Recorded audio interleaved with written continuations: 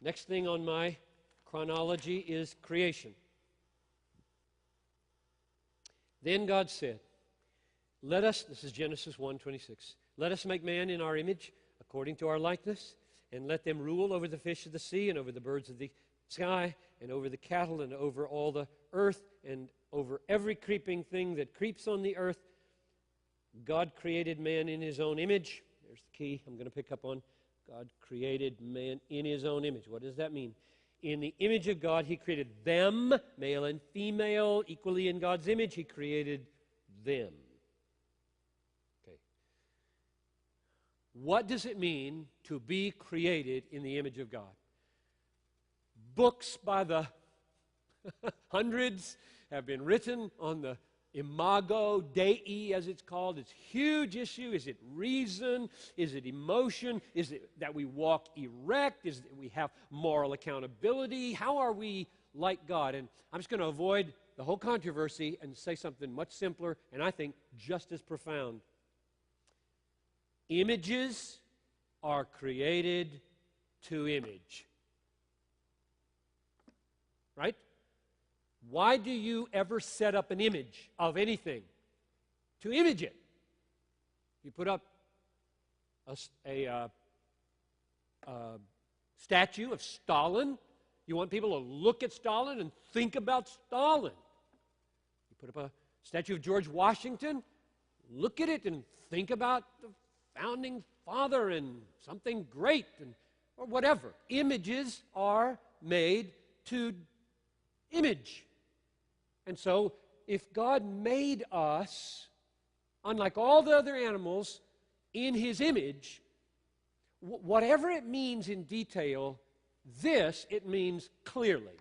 I think it's clear. Images are created to set forth the reality.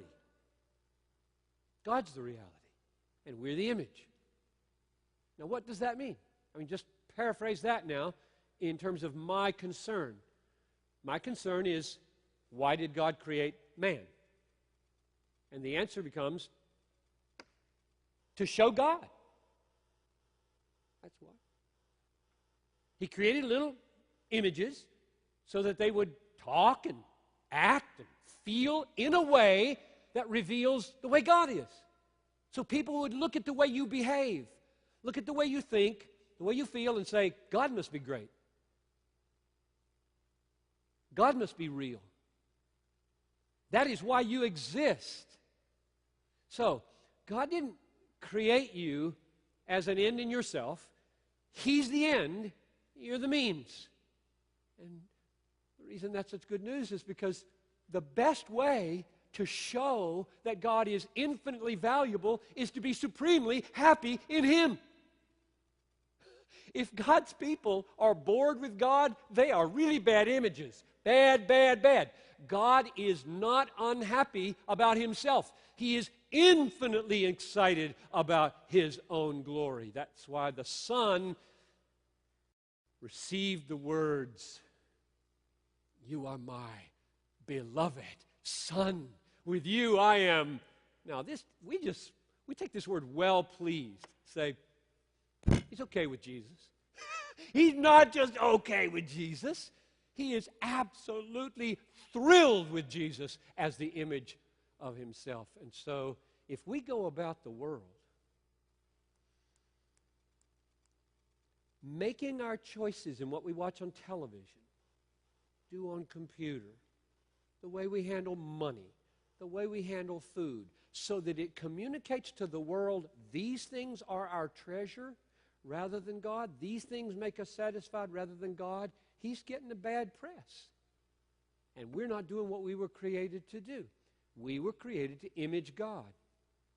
So, God predestined for His glory. He created for the display of His glory. I'm going to skip the Tower of Babel. I'm going to skip the call of Abraham. I'm going to go to the Exodus. Just staying in chronological order here. This is Ezekiel.